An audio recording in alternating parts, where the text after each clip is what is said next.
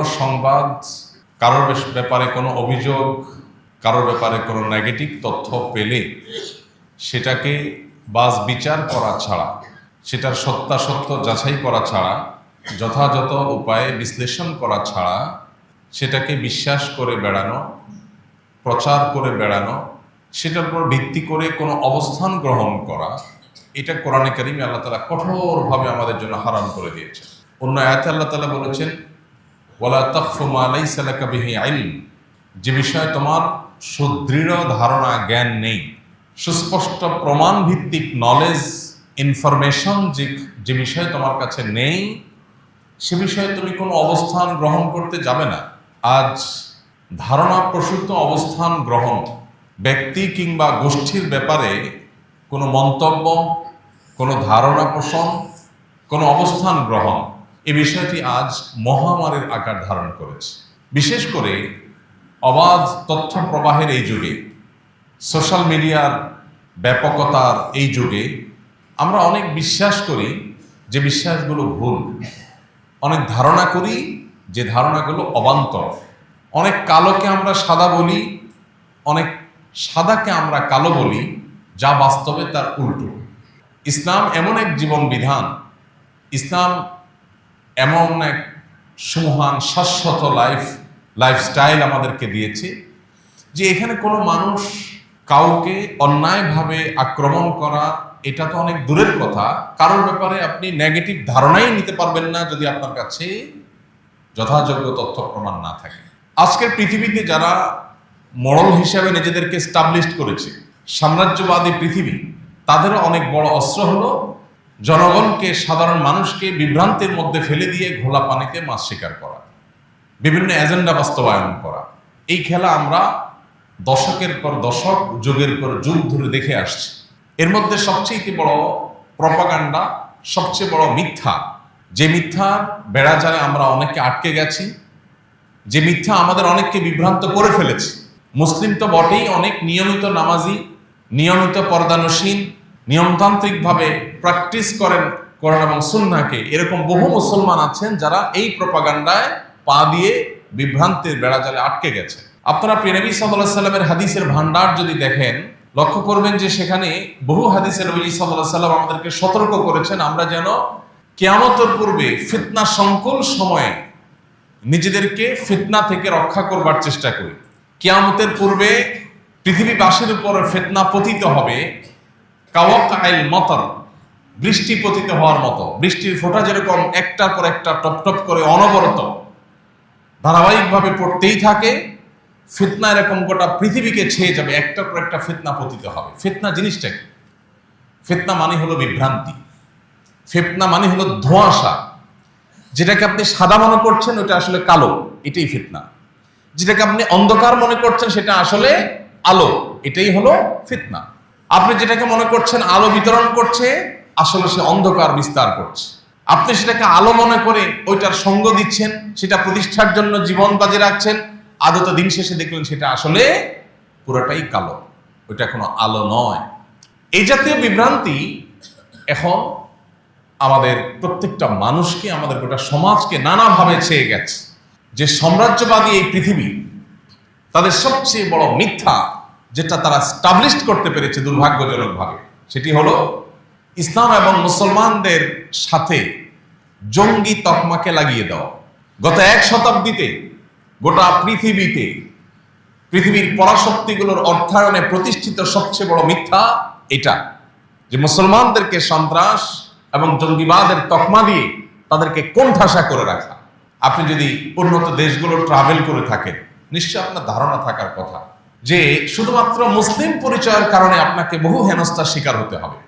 এই যে মুসলিমকে হেনস্থা করা যায়, মুসলিম হলেই তাকে অত্যাচার করা যায়, টর্চার করা যায়, জুলুম করা যায়, এই ন্যারেটিভ প্রতিষ্ঠা করেছে যে মিথ্যা দিয়ে, সে মিথ্যা হলো ইসলাম এবং মুসলমানের সাথে জঙ্গিবাদ এবং সন্ত্রাসবাদের তকমা লাগিয়ে। আন্তর্জাতিক এই শয়তানি ষড়যন্ত্র যেটা চলে আসছে যুগ যুগ ধরে, এই ষড়যন্ত্রকে বাস্তবায়ন করার জন্য বহু নাটকের মঞ্চায়ন হয়েছে, যেটা আমরা ইতিপূর্বে দেখেছি। বহু ঘটনা নিজেরা ঘটিয়ে উদুরপিণ্ডি বুদুর ঘাড়ে চাপিয়ে, যেহেতু মিডিয়াগুলো তাদের নিয়ন্ত্রণে, সেখানে সাদাকে কালো করে দেখিয়ে সাধারণ মানুষকে বিভ্রান্ত করে তারা তাদের এজেন্ডা বাস্তবায়ন করেছে। আমরা যে ভূখণ্ডে বসবাস করছি, আমাদের এই দেশেও দীর্ঘদিন পর্যন্ত এই খেলা চলে এসছে। আপনারা যে জায়গাটা বসে আছেন নারায়ণগঞ্জ, এই নারায়ণগঞ্জ ছিল এই নাটকের সবচেয়ে বড় মঞ্চ।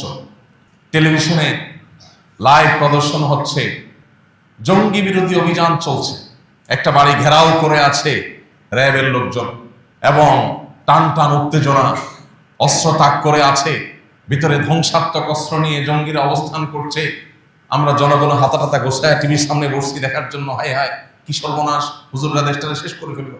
এরপরে ভেতর থেকে বের করে আনা হলো আগে থেকে সাজানো ফাজাইলে আমাল, তারপরে আপনার হেকায়েতে সাহাবা, তারপরে আপনার কোরআনের তর্জমা, এরকম বই পুস্তক সামনে সাজায়া এই যে জেহাদি বই পাওয়া গেছে এবং ককটেল কিছু সাজায়া এরপর একটা ছবি পরের দিন সব পত্রিকা গুরুত্বের সাথে প্রচার হলো। আমাদের সবার চিন্তা শেষ না, হ্যাঁ হ্যাঁ দেশটা শেষ হয়ে গেল। এই তো গত সপ্তাহেই দায়িত্বশীল পুলিশ অফিসার, পুলিশ কর্মকর্তারা, দায়িত্বশীল পদে থাকা ডিআইজিরা অকপটে একের পর এক স্বীকার করেছেন যে বিগত আমলে জঙ্গি অভিযানের নামে সবগুলো ছিল নাটক। অবাক করা বিষয় হলো এই নাটক আবার নতুন করে শুরু হচ্ছে বাংলাদেশ। গত সপ্তাহে একটা মামলা হয়েছে, সেখানে কিছু তরুণ উদীয়মান পশ্চিমা অপশক্তি শয়তানি শক্তির ঘুম হারাম করা কিছু যুবক, তাদেরকে সেখানে আবারও এই নাটকের স্ক্রিপ্টে তাদের নাম যুক্ত করে আবার এই খেলাটা শুরু করার চেষ্টা চালানো হচ্ছে। আমরা সাধারণ মানুষ অনেক কিছু জানি না, অনেক অন্ধকারে আছে। এক র্যাব কর্মকর্তা এখন জেলে আছে, এই জঙ্গি নাটকের পেছনের কারিগরদের একজন। উনি একবার আমাকে কল করেছেন, আরো বছর 3 আগের কথা। হোয়াটসঅ্যাপে নক করেছেন, এরপরে ফোন দিয়েছেন, দিয়ে বললেন হুজুর আমাকে সব হুজুররা চিনে। এর মানে হলো আপনি তো আজকে প্রথম আমার সাথে কথা বলতেছেন, ওটা পাত্তা দিচ্ছেন না আমাকে সব হুজুররা চিনে। এরপর উনি ওনার একটা আবদার রাখলেন, আলহামদুলিল্লাহ আমি সে আবদার কৌশলে এড়াই গেলাম। উনি আমাকে একটা ফাঁদ দিয়েছিলেন, যে ফাঁদে আমি যেন পাও দেই, আল্লাহ তাআলা আমাকে রক্ষা করেছেন, আমি কৌশলে সেখান থেকে সরে যাই, আমাকে সে ফাঁদে ফেলতে পারে। আমরা অনেকে জানি না আমাদের ট্যাক্সের টাকায় জঙ্গি দমনের নামে কমপক্ষে 15 থেকে 20টা, মানে 15টার নিচে না, আমি এক্সাক্ট ফিগারটা বলতে পারছি না, 15 থেকে 20টা অথরিটি বাংলাদেশে আছে। আইন শৃঙ্খলা রক্ষাকারী বাহিনীগুলোর এবং বিভিন্ন এজেন্সিগুলোর বিভিন্ন টিম উইং আছে, 15 থেকে 20টা উইং। কিসের জন্য? জঙ্গি দমন করার জন্য। একদিকে আমরা দেখছি আইন শৃঙ্খলা রক্ষাকারী বাহিনীর কর্তৃপক্ষ, এমনকি সরকারের আইন শৃঙ্খলা বিষয়ে সংশ্লিষ্ট মহল, দায়িত্বশীল জায়গা থেকে বলা হচ্ছে বাংলাদেশে কোনো জঙ্গি নাই। আমাদের পার্শ্ববর্তী দেশগুলোতে যে পরিমাণ হামলা হয়, সন্ত্রাসী হামলা যেটাকে বলেন আপনারা, এই টাইপের হামলা হয়, মসজিদে হামলা, জানাজাতে হামলা, ধর্মীয় প্রতিষ্ঠানে হামলা, এই এক হামলা 50 জন মারা গেছে, 200 জন মারা গেছে। বাংলাদেশে এরকম হামলা কয়বার হয়েছে কি বলেন? যে মসজিদে জুমার নামাজে হামলা হয়ে 200 মানুষ মারা গেছে, শুনছেন কখনো? যে মাদ্রাসাগুলোতে ছাত্রদের নিজেদের মারামারি, বোমা হামলা, এটা হয়ে 200 ছাত্র নিহত হয়ে গেছে, আহত হয়ে গেছে, শুনছেন কখনো? এইরকম একটা শান্তিপ্রিয় ভূখণ্ড, আলেম সমাজের এরকম দায়িত্বশীল অবস্থান গোটা পৃথিবীতে বিরল, যেটা বাংলাদেশে আছে। সেই দেশে 15 থেকে 20টা উইং রাখা হয়েছে শুধুমাত্র জঙ্গি দমনের নাম করে। কাউন্টার টেররিজম, এন্টি টেররিজম, এটা সেটা নাম দিয়ে উইং খুলে রাখা হয়েছে। তাদেরকে খুশি করার জন্য, পশ্চিমা বাবাদেরকে খুশি করার জন্য। সরি টু সে, এই শব্দ আমাকে বলতে হচ্ছে। সন্তান তার বাবার কথা কিভাবে অক্ষরে অক্ষরে মানে না, পশ্চিমারা যা বলে সেকে অন্ধভাবে, যারা যখন ক্ষমতা আসে তারা যেরকম গোলামের মতো করে তাদের কথাকে মানে। তারা নাটকের স্ক্রিপ্ট দিয়ে দেয়, যে নাটকগুলো করার কারণ তারা জানে এদেশে মানুষ আলেমদের কথা শুনে, এদেশে মানুষ কোরআন এবং হাদিস দ্বারা ইন্সপায়ার্ড হয়, এদেশে মানুষ দ্বীন দ্বারা প্রভাবিত হয়। অতএব দ্বীনকে, ইসলামকে, আলেম সমাজকে যদি কালিমা যুক্ত করে দেওয়া হয়, তাহলে তারা বিভ্রান্তিতে পড়ে যাবে, তারা ফিতনায় পড়ে যাবে এবং তারা ফিতনায় পতিত হয়ে দ্বীন থেকে তারা দূরে সরে যাবে। আমাদের দ্বীনি চেতনা এবং স্পিরিটকে ভোঁতা করার জন্য এই শয়তানের ষড়যন্ত্র পশ্চিমারা করে, আর আমাদের এই ট্যাক্সের টাকা দিয়া যারা যখন ক্ষমতায় আসে সেটাকে তারা বাস্তবায়ন করে। ভাইরা আমার, বেশি দূরে যেতে হবে না। গুম কমিশনের যে রিপোর্ট, এই রিপোর্ট যদি পর্যালোচনা করেন আপনি দেখবেন নিরীহ নারীদেরকে, একজন পর্দানশীল নারী জীবনে তার ছায়া যেখানে কোনো পুরুষ দেখতে পারে নাই, তাকে আইন শৃঙ্খলা রক্ষাকারী বাহিনীর এই সমস্ত তথাকথিত জঙ্গি দমনের নামে এই সমস্ত সন্ত্রাসীরা যারা আইন শৃঙ্খলার পোশাক, আইনের পোশাক পরে সন্ত্রাসী কর্মকাণ্ড করেছে, নিরীহ জনগণকে, ওই নারীকে ধরে নিয়ে বর্বরতার সর্বোচ্চ সীমা রেখা সব অতিক্রম করে গেছে। যে নারীর ছায়া কোনোদিন কোনো পুরুষ দেখতে পারে না, এটা তার দিন পালনের স্বাধীনতা, সাংবিধানিক অধিকার, সেটাকে বলণ্ঠিত করে রিমান্ডের নামে, জিজ্ঞাসাবাদের নামে বিবস্ত্র করে হ্যাঁ না কোনো উপায় নাই, যে উপায় তাকে নির্যাতন করা হয়। কত যুবক হারিয়ে গেছে আর ফিরে আসেনি। আলেম ওলামা তো বটে, স্কুল কলেজ পড়ুয়া, আপনার সাধারণ শিক্ষিত ডাক্তার, ইঞ্জিনিয়ার, তরুণ, বিশ্ববিদ্যালয়ের শিক্ষার্থী, কলেজ শিক্ষার্থী, দোষ কি? মুখে দাঁড়িয়ে আছে। দোষ কি? নামাজ পড়ে, ফজরের নামাজ জামাতের সাথে পড়ে। দোষ কি? টাকনের উপরে প্যান্ট পরে। এক শ্রেণীর মিডিয়া, আপনার টাকা দিয়ে যাদের পেপার পত্রিকাগুলো বাসায় নিয়ে যান, এই মিডিয়াগুলোর একটা বড় অংশ এই জঙ্গি নাটককে মঞ্চায়ন করার জন্য সবচেয়ে বেশি ভূমিকা রেখেছে। এখনো তারা সেই খেলা আবার শুরু করছে। এই গত সপ্তাহ থেকে আবার শুরু হয়েছে। আইন শৃঙ্খলা রক্ষাকারী বাহিনীর বিভিন্ন গুরুত্বপূর্ণ ব্যক্তি, সরকারের ঊর্ধ্বতন কর্তৃপক্ষ, তাদেরকে ব্যক্তিগতভাবে আমরা বিষয়টাকে নজরে আনার চেষ্টা করেছি। কিন্তু দায়িত্বশীলতার জায়গা থেকে আমি আপনাদের কাছে একটা উদাত্ত আহ্বান রাখতে চাই। সেটা হলো, অনুগ্রহ করে এই সময়টাতে, যে সময়টাতে বিশেষ করে সাদাকে কালো, কালোকে সাদা করে দেখাবার একটা প্রবণতা আছে, এই সময়টাতে আপনাদেরকে কোনো কিছু যদি গেলানোর চেষ্টা করা হয়, একজন মুসলমান হিসাবে আপনার দায়িত্বশীল আচরণের জায়গা থেকে আপনি সেটা গিলবার আগে আপনাকে 10 বার ভাবতে হবে, আমি যাকে কালপ্রিট মনে করছি আসলে সে কোনো ভিকটিম কিনা, তাকে দিয়ে কোনো নাটক মঞ্চায়ন করা হচ্ছে কিনা। শুধুমাত্র জঙ্গি দমনের নামে হাজার হাজার মানুষ দেশে, শত শত মানুষ দেশে খুন, গুম, নির্যাতন, জেল জুলুমের শিকার হয়েছে। আপনি শুধুমাত্র গুম কমিশনের রিপোর্ট যদি পর্যালোচনা করেন, আপনি দেখবেন যে কিভাবে স্ক্রিপ্টগুলো সাজানো হয়েছে। কোরআনের অনুবাদ এটা রেখে ছবি তুলে পত্রিকা সাজানো হয়েছে, জঙ্গি বই পাওয়া গেছে, জেহাদি বই পাওয়া গেছে। কোরআনের অনুবাদ যদি জেহাদি বই হয়, তো আমরা সবাই তো জঙ্গি। কোরআনের অনুবাদ যদি রাখলে কেউ জঙ্গি হয়, তো আমরা সবাই জঙ্গি। দেখেন, আমাদের মাইন্ডসেটটা এমন ভাবে তৈরি হয়েছে, একজন মানুষকে যদি বলা হয়, রাজনৈতিক নেতাদেরকে যদি বলা হয় যে মোবাইল চুরির মামলায় একটা দলের প্রধানের বিরুদ্ধে চার্জশিট হয়েছে, তার বিরুদ্ধে মামলা হয়েছে মোবাইল চুরির বিরুদ্ধে, গরু চুরির বিরুদ্ধে, এগুলো তো বাংলাদেশে সকাল বিকাল হয়, তাই না? তো নতুন কিছু না। এগুলো আমাদের বিনোদনের খোরাক, আমরা মজা পাই এগুলো দিয়ে। আমরা জানি যারা যখন ক্ষমতায় থাকে, বিরোধী দলের যারা থাকে, তাদের নামে এই সমস্ত হামলা, মামলা, মিথ্যা বিভিন্ন অজুহাত দেয়। জঙ্গি ইস্যুটা তো এরকম না, এটা তো সিরিয়াস ইস্যু। কারণ নাম দিয়ে, ছবি দিয়ে যখন আপনি জঙ্গি হিসাবে তাকে পত্রপত্রিকায় রিপোর্ট করছেন, কোনো আপনার আইন শৃঙ্খলা রক্ষাকারী বাহিনীর কোনো মিডিয়া উইং যখন তাকে কালপিট হিসেবে দেখিয়েছে, তখন সমাজের মানুষের কাছে তার রক্ত হালাল হয়ে গেছে। সবাই মনে করে আরে জঙ্গি ডেঞ্জারাস ব্যাপার স্যাপার, তো তাহলে তো এরে গুম করা, এরে খুন করা, এরে নির্যাতন করা, রিমান্ডের নামে জুলুম করা, এই সব কিছু বৈধ হয়ে যায়, হালাল হয়ে যায়। বহু নিরীহ মানুষ এখনো জেলখানায় ফাঁসির আদেশ নিয়ে, বহু নিরীহ মানুষ জেলখানায় এখনো জেল জুলুম সহ্য করছে, বছরকে বছর জেলে পুড়ে মরছে, পড়ছে। কেন? তাদের নামে রায় হয়ে গেছে, তারা অপরাধী, দোষ স্বীকার করছে কিভাবে? সেই পদ্ধতি আমাদের কারোর কাছে অজানা না। দোষ স্বীকার করবে না, তার স্ত্রীকে ধরে নিয়ে আসছে, মা বোনকে ধরে নিয়ে আসছে, তাদেরকে নির্যাতন করা হচ্ছে, তখন সে তার নিজের জীবন রক্ষা করবার জন্য এই বানোয়াট স্বীকারোক্তি দিয়ে মা বোনকে রক্ষা করবার চেষ্টা করেছে। ওই মিথ্যা স্বীকারোক্তির উপরে ভিত্তি করে রায় হয়ে গেছে এবং ফাঁসির জন্য অপেক্ষমান আছে, জেল জুলুম চলছে। যে ভূখণ্ডে এই ধরনের জুলুম চলতে থাকে, আর আমরা সাধারণ মানুষ, আমরা অনেকেই দায়িত্ব জ্ঞানহীন হয়ে আমরা এই সমস্ত প্রোপাগান্ডাকে বিশ্বাস করি। যখন এই জঙ্গি জিগির তুলেছে, তখন অনেক সাধারণ মানুষ আলেম ওলামাদেরকে দেখলেই সন্দেহ করত। ঠিক না ভাই? ঠিক। এই দেশে চাঁদাবাজি নিয়ন্ত্রণ করার জন্য কয়টা উইং খোলা হয়েছে, যে দেশের সব চাঁদাবাজিগুলো নিয়ন্ত্রণ করা হবে। কেউ ঘর বাড়ি করতে গেলে চাঁদা যেন কেউ নিতে না পারে, একজন রিক্সা চালক রিক্সা যদি চালাতে গিয়ে, একজন সিএনজি চালক সিএনজি স্ট্যান্ডে যেন তাকে চাঁদা দিয়ে দাঁড়াতে না হয়। এই চাঁদাবাজি বন্ধের জন্য আইন শৃঙ্খলা রক্ষাকারী বাহিনী কয়টা উইং খুলেছে, এটা আমাদের জানতে ইচ্ছা করে।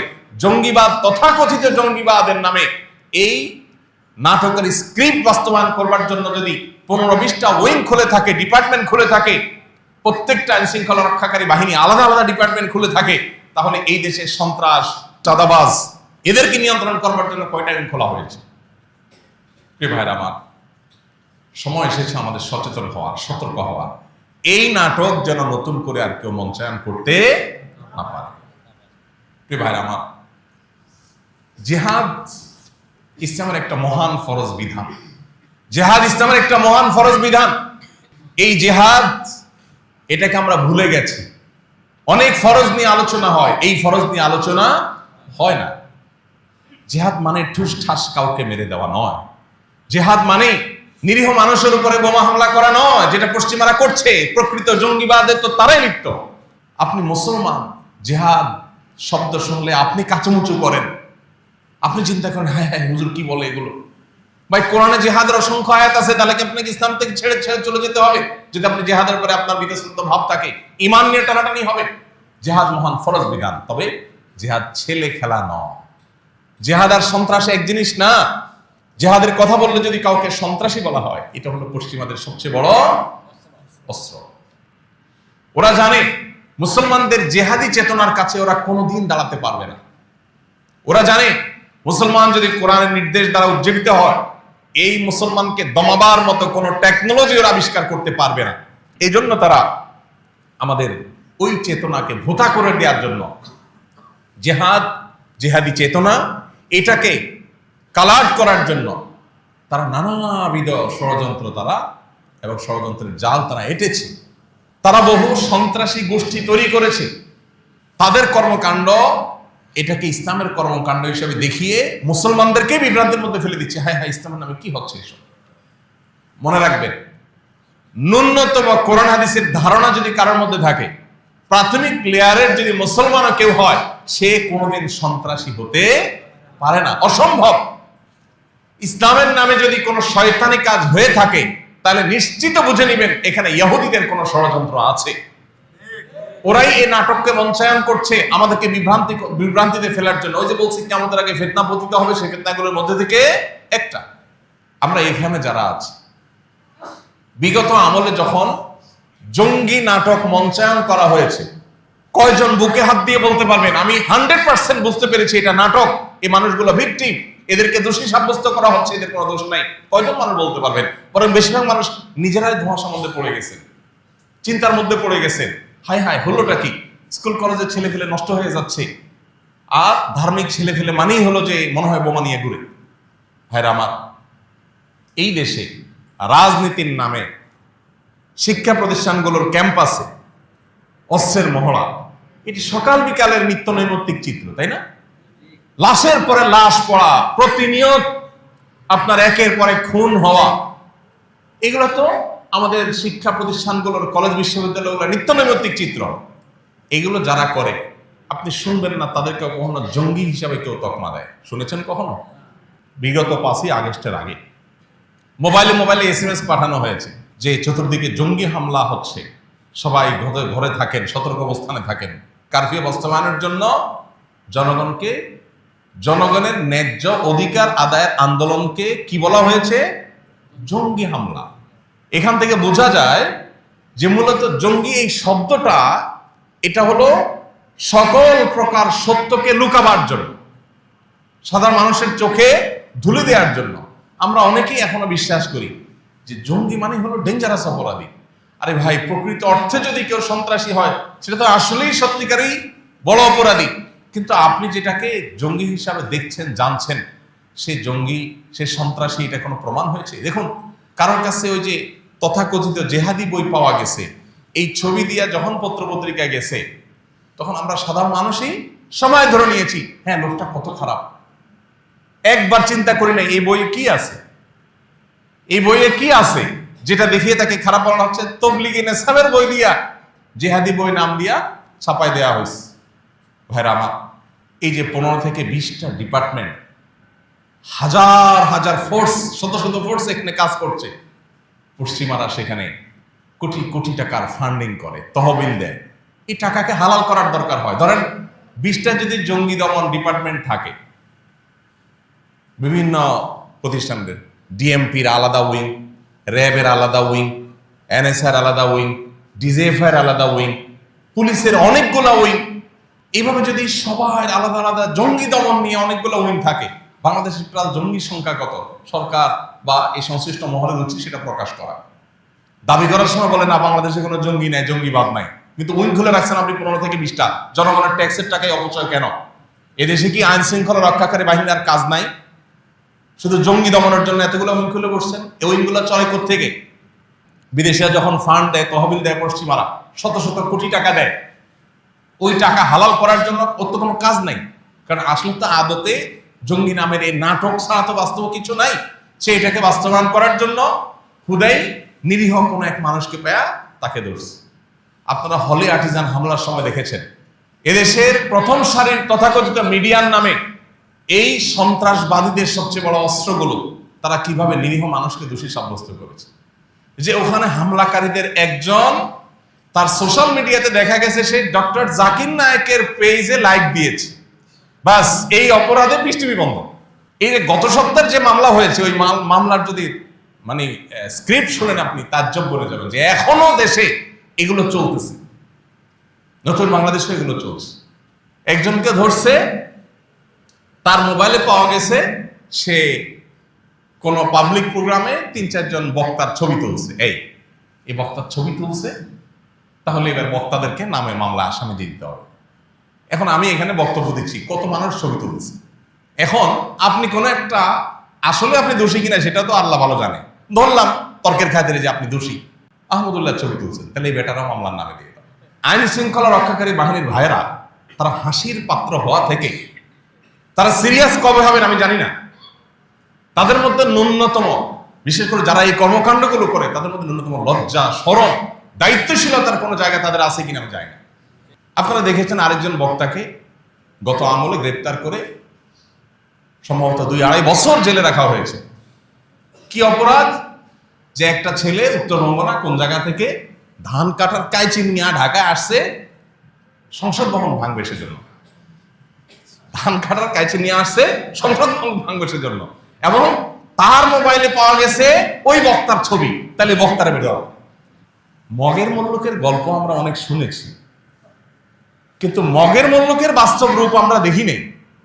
দুর্ভাগ্য আমাদের, আমরা এখন সেটা দেখছি।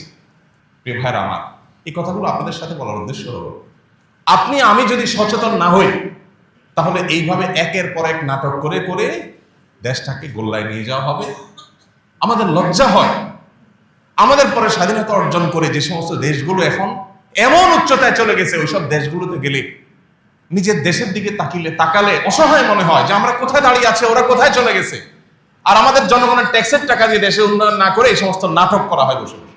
একজন অফিসার, তার একটা প্রমোশন দরকার, সে একটু উপরের চেয়ারে যাবে, এটার জন্য তার 2 জন দাঁড়িয়ালা কলেজের ছাত্র, ইউনিভার্সিটির ছাত্র, মাদ্রাসার হুজুর পদ থেকে ধরে তার কাছে ওই যে জেহাদি বই পাওয়ার নাটক মঞ্চায়ন করে সে একটা অভিযান চালায়া সে লাইমলাইটে আসে। তখন ঊর্ধ্বতন কর্তৃপক্ষ দেখে, হ্যাঁ এ তো খুব সিরিয়াস জঙ্গি দমনে, তাহলে একটা প্রমোশন দেওয়া হবে। ওর একটা প্রমোশনের জন্য একটা পরিবারকে সারা জীবনের জন্য ভিকটিম বানিয়ে গোটা সমাজের কাছে কালপিট বানিয়ে দেওয়া হয়েছে। অসংখ্য কলেজ ইউনিভার্সিটির ছেলেপেলেরা শুধু সৎ পথে আসার কারণে, শুধু দিনের পথে আসার কারণে তাদেরকে জঙ্গি তকমা দিয়ে বছরের পর বছর তাদেরকে গুম করে রাখা হয়েছে, জেলে পুরে রাখা হয়েছে। একটি দুটি নয়, শত শত ঘটনা ঘটেছে। আমরা কজন মানুষ তখন বলেছি এসব মিথ্যাচারের বিরুদ্ধে আমরা দাঁড়াই, এই সমস্ত শয়তানের বিরুদ্ধে আমরা কথা বলি, বরং আমরা অনেকে নিজেরা বিভ্রান্ত হয়ে গেছি, মনে করছি হ্যাঁ বোধহয় ছেলেরা আসলেই সন্ত্রাসী। ওরা ঘোষণা দেয়, ব্রিটেনের টনি ব্লেয়ার যখন ঘোষণা দেয় এটা আমাদের ধর্মযুদ্ধ, ক্রুসেড, খ্রিস্টান ধর্মযুদ্ধ, এটা যখন তারা ঘোষণা দেয় তখন আপনার বিবেকে মনে হয় না এটা সন্ত্রাসী কোনো বিষয়? এটা মুসলমান যখন জেহাদের কথা বলে তখন আপনার কেন সেটাকে সন্ত্রাসী মনে হয়? মুসলমানের জেহাদকে আপনার কাছে সন্ত্রাসী হিসাবে, সন্ত্রাসী কর্মকাণ্ড হিসাবে তারা দেখাচ্ছে। তারা যখন ক্রুসেড ঘোষণা করে তখন আপনার কাছে একটিবারের জন্য প্রশ্নটা উঠে না যে এটা কি? ভাইরা আমার, আমরা যদি সতর্ক না হই, কেন আজ সমাজের এই দুর্দশা, কেন আজ আমাদের দুরবস্থা? আজকে তরুণরা ভালো পথে আসতে পারছে না, তারা ভালো পথে আসলে তাদেরকে আপনি ব্লেম দিচ্ছেন। এই দেশের প্রথম সারির একটা পত্রিকা, ঘরে ঘরে যে পত্রিকা আপনি টাকা দিয়ে কিনেন, সেই পত্রিকা রাজাকার এবং জঙ্গির আলামত লিখেছে 10-15টা, এবং রীতিমতো পত্রিকা ছেপেছে তারা, এবং সেখানে দিয়েছে যদি কোনো যুবক বয়সে কেউ নামাজ পড়ে, মিউজিক শুনতে অস্বস্তি বোধ করে, টাকনুর নিচে প্যান্ট পরে না, টাকনুর উপরে পড়ে, ফজর নামাজ জামাতের সাথে পড়ে, এই টাইপের ধর্মীয় কর্মকাণ্ড করে, একটা আপাদমস্তক ফেরেশতা যুবক যাকে বলা যায়, এরকম একটা ফেরেশতা যুবক হলে মনে করতে হবে সে জঙ্গিবাদের দিকে বোধহয় ঢুকছে। এই হলো আপনার সন্তান জঙ্গি হয়ে যাচ্ছে কিনা আপনি কিভাবে বুঝবেন? এগুলো দেখে আপনি বুঝবেন যে সন্তান জঙ্গিবাদের দিকে চলে গেছে। বহু বাপ মা এই সমস্ত মিথ্যা অপপ্রচারে বিভ্রান্ত হয়ে নিজের সন্তান দাড়ি রাখলে নিজে হাতে শেভ করার জন্য সন্তানকে বাধ্য করেছে। বহু বাপ মা আছে না সমাজে, যে বাবা তুই নিজেও ভালো থাক, আমাদেরও বাঁচতে দে, এগুলো করিস না, ঝামেলা হবে। আমরা কোন দেশে ছিলাম? আয়নাগরে কোনো ইসলাম বিরোধীরা ছিল না, আয়নাগরের সমস্ত বাসিন্দারা ইসলামিস্টরা ছিল। কিন্তু আমরা কজন মানুষ এই অন্যায়ের বিরুদ্ধে কথা বলেছি? এখন আবার নতুন করে পুলিশের মধ্যে থাকা সেই দুষ্ট চক্রগুলো তারা আবার এই জঙ্গি নাটককে নতুন করে মঞ্চায়ন করা শুরু করেছে। আপনি দেখবেন কাউকে যখন মনে হবে থ্রেট, তাকে জঙ্গি নাটক দিয়ে দমন করা হবে। কত হাস্যকর স্ক্রিপ্ট তারা তৈরি করে। ভাইরা আমার, যে ভূখণ্ডে জুলুম এরকম ডাল ভাত হয়ে যাবে, যে ভূখণ্ডে জুলুম এরকম সকাল বিকালের কমন বিষয়ে পরিণত হবে, সেই ভূখণ্ডে আল্লাহর বরকত কখনো আশা করা যায় না। আমরা আর যা হোক অন্তত এই ভূখণ্ডে কোনো জুলুম হতে দেব না। যদি সেটা কোনো হিন্দুর প্রতিও হয়, কোন খ্রিস্টানের প্রতিও হয়, কোন নাস্তিকের প্রতিও হয়, আমরা সকল জুলুমের বিরুদ্ধে অবস্থান নেব ইনশাআল্লাহ। আমরা যদি সবাই সচেতন হই, আমরা যদি সতর্ক হই, তাহলে এই সমস্ত মিথ্যা নাটক আমাদেরকে গেলাতে কেউ পারবে না। আর আমরা যদি অসতর্ক হই, আমরা যদি দায়িত্ব জ্ঞানহীন হই, মিডিয়া বা পত্রপত্রিকাতে যা পাইলাম অন্ধের মতো গোগরা শেষটা গিললাম, এরকম যদি প্রবণতা আমাদের মধ্যে থাকে, তাহলে এই টেন্ডেন্সিটা আমাদের ধ্বংসকে ত্বরান্বিত করবে, বই উন্নতির কোনো দিকে আমাদেরকে নিবে না। আল্লাহ রাব্বুল আলামিন আমাদের সবাইকে দায়িত্বশীল আচরণ করবার তৌফিক দান। শুরুতে যে আয়াত বলেছিলাম, আল্লাহ বলেছেন ইয়া আইয়ুহাল্লাযীনা আমানু, এই ঈমানদারেরা, ইন জাআকুম ফাসিকুম বিনাবাইন, যদি তোমাদের কাছে কোনো ফাসিকরা কোনো সংবাদ সরবরাহ করে, কোনো তথ্য ইনফরমেশন তোমাদেরকে দেয়, ফাতাবাইয়ানু, সেটাকে চেক করো, ভালো করে চেক করো, ক্রস চেক করো, যাচাই করো, অনুসন্ধান চালাও, বিশ্লেষণ করো যেটা আদৌ সত্য কিনা। যদি না করো, তাদের কথা যদি বিশ্বাস করে বসো, তাহলে আনতুসিবু কওমান বিজাহালা, তাহলে অজ্ঞতাবশত তোমরা কাউকে খারাপ মনে করে কোন অবস্থান নিবে, ফাতাসবিহু আলা মা ফাআলতুম নাদিমিন, এরপর একসময় বলবে যে ও সরি, ভুল হয়ে গেছে, কিন্তু তোমার আর ব্যাক করার সুযোগ থাকবে না।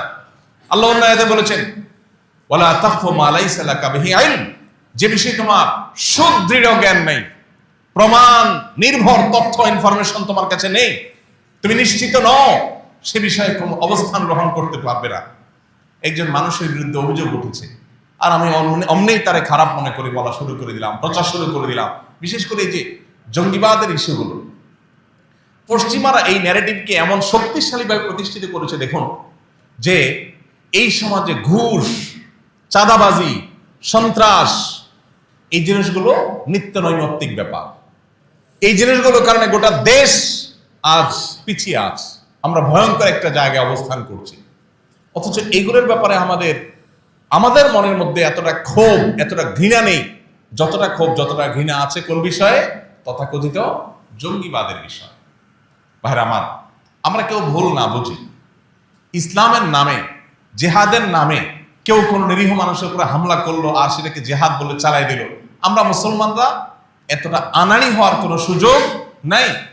কিন্তু সেই সাথে জেহাদ মহান ফরজ, জীবনে কখনো সুযোগ হলে আমি জেহাদে শামিল হব, মরতেই যখন হবে শাহাদাতের মৃত্যু আমি কামনা করব, এটা একজন ঈমানদারের ঈমানের দাবি। এইটুকু চেতনা যদি কারোর মধ্যে না থাকে, সে মুসলমানই না, সে মুনাফিকের মৃত্যু নিয়ে দুনিয়া থেকে যাবে। সো পশ্চিমাদের প্রপাগান্ডার কারণে আল্লাহর মহান ফরজ বিধান জেহাদকে আমরা খারাপ মনে করলে ঈমানই থাকবে না। আবার একই সাথে জেহাদের নামে কোন শয়তানের নাটক যদি পশ্চিমারাই মঞ্চায়ন করে, সেটার উপরে ভিত্তি করে আমরা গণহারে দিনদার মানুষগুলোকে জঙ্গি তকমা দেওয়ার ওই যে ষড়যন্ত্র, ওরা জানে হুজুরদের পাওয়ারের জায়গা, ওরা জানে এই মিম্বরের শক্তির জায়গা, ওরা জানে এই মাইক্রোফোনের পাওয়ারের জায়গা। এই জন্য এইগুলোর গায়ে কালি মাখাই দেওয়া, এটাই হলো তাদের কাজ। আমাদেরকে সতর্ক থাকতে হবে, আমাদেরকে সচেতন হতে হবে। আল্লাহ রাব্বুল আলামিন পুরাতন জুলুম এদেশে যেন আর কখনো ফিরে না আসে, আর যেন কোনো মায়ের সন্তান গুম না হয়, আর যেন কোনো নারী স্বামীকে জুলুমের হাত থেকে বাঁচাবার জন্য এই সমস্ত জালিমদের হাতে ধরা দিতে না হয়, আর যেন কোন নাটক এদেশে কোন কালপ্রিট মঞ্চায়ন করতে না পারে। বিদেশিদের শত শত কোটি টাকা তহবিল এবং ফান্ড পাওয়ার লোভে নিরীহ মানুষদেরকে জঙ্গি নাম দিয়া বিদেশিদেরকে খুশি করছেন। হ্যাঁ, আমরা জঙ্গি দমন করছি। আমি বারবার এই কথাটাই আপনাদেরকে বলছি। 15 থেকে 20টা উইং আইন শৃঙ্খলা রক্ষাকারী বাহিনী, আপনি চিন্তা করতে পারেন এতগুলো উইং কাজ করছে কিসের জন্য? জঙ্গি দমনের জন্য। একদিকে দায়িত্বশীলটা বলছে দেশে কোনো জঙ্গি নাই, তো জঙ্গি না থাকলে 15-20টা উইং কেন রাখছো? জনগণের ট্যাক্সের টাকা দিয়ে আর কাজ খুঁজে পাচ্ছ না? একটা মামলার জন্য থানায় গেলে পুলিশ ভাগে পাওয়া যায় না, কারণ থানায় অল্প কয়েকজন পুলিশ ফোর্স কম। সেখানে তুমি জঙ্গি দমনের নামে এতগুলো উইং খুলে এতগুলো ফোর্স সেখানে দিয়ে রাখছো, এত কোটি কোটি টাকা সেখানে বাজেট দিচ্ছ কাদেরকে খুশি করবার জন্য? আল্লাহ তাআলা আমাদেরকে সেই রকম দায়িত্বশীল মানুষদের শাসন দেখ, যারা এদেশের মানুষের হয়ে কাজ করবে, বিদেশিদের আঙ্গুল হেলানোতে যারা কাজ করবে না, বিদেশিদের এজেন্ডা বাস্তবায়ন যারা করবে না। দুঃখ আমাদের, ক্ষোভ আমাদের যে আমরা অনবরত দেখি যে চেয়ারে বসেই বিদেশিদের এজেন্ডা বাস্তবায়ন করার জন্য নেমে পড়ে। আপনারা দেখেছেন গত সপ্তাহের ঘটনা সম্ভবত, যে সমাজ কল্যাণ মন্ত্রণালয়ের উপদেষ্টা কয়েক কোটি টাকা বরাদ্দ দিয়েছে আপনার আমার ট্যাক্সের টাকা। কাদেরকে দিয়েছে? পতিতাদেরকে দিয়েছে। পতিতাদেরকে কেন দিয়েছে? পতিতাদেরকে যদি পুনর্বাসনের জন্য দিত তো আমরা বলতাম আরো চাঁদা নেন, 100 টাকা করে আমরা সবাই দিই, এদেরকে পুনর্বাসন করে দেন। কি বলেন? কারো দ্বিমত ছিল এদেশে যে পতিতাদেরকে একটা সুন্দর ঘর বাড়ি করে দেন, থাকা খাওয়ার ব্যবস্থা করে দেন, চাকরির ব্যবস্থা করে দেন, ব্যবসা ব্যবস্থা করে দেন, তাদেরকে এই কাজ থেকে সরাই আনেন। এইটার জন্য যদি আরো টাকা নেয় তো জনগণ দিতে সেজন্য প্রস্তুত। কিন্তু না, উপদেষ্টা সেই কাজ করেননি। কি করেছেন? পরিষ্কার ভাবে আপনি যদি তখনকার সংবাদগুলোকে পর্যালোচনা করে দেখবেন, তাদের এই কাজের স্বীকৃতি দেওয়ার জন্য, মর্যাদা দেওয়ার জন্য, মানে যা করছো ক্যারি অন, এটা চালায় যাও, এটার জন্য জনপ্রতি 10,000 না 20,000 টাকা করে তাদেরকে প্রণোদনার মতো দিচ্ছে যে এই কাজ চালায় যাও। তো চেয়ারে বসার পর বিদেশিদের খুশি করার জন্য আমাদের ট্যাক্সের টাকা দিয়ে নাটক করার এই প্রচেষ্টাগুলো চিরতরে এদেশ থেকে বন্ধ হয়ে যাক, আমরা যেন আর বলির পাঠা হতে না হয়। আল্লাহ রাব্বুল আলামিন এই যে আমরা পিছিয়ে আছি, যারা একটু বিদেশে যান, 2-5টা দেশ ট্রাভেল করলেই তারা দিনের আলোর মতো বুঝতে পারেন যে আমরা কোথায় আছি। আমাদেরকে মিথ্যা উন্নয়নের ফিরিস্তি দেখিয়ে আমাদেরকে বেকুব বানায় রাখা হয়েছে। পৃথিবীর অন্যান্য দেশগুলো কোথায় চলে গেছে আর আমরা কোথায় দাঁড়িয়ে আছি? এখনো পুরো দেশটা নর্দমার মতো বানিয়ে রাখছে এই সমস্ত দুর্নীতিবাজেরা, এই সমস্ত বিদেশি ক্রীড়ানকেরা, বিদেশিদের খুশি করার জন্য। এদের একজনেরও দেশে থাকার কোনো নিয়ত, মুরদ, ইচ্ছা, শখ কিচ্ছু নেই। এদের সবাই ওই বেগম পাড়ায় বাড়ি আছে, দুবাইতে বাড়ি আছে।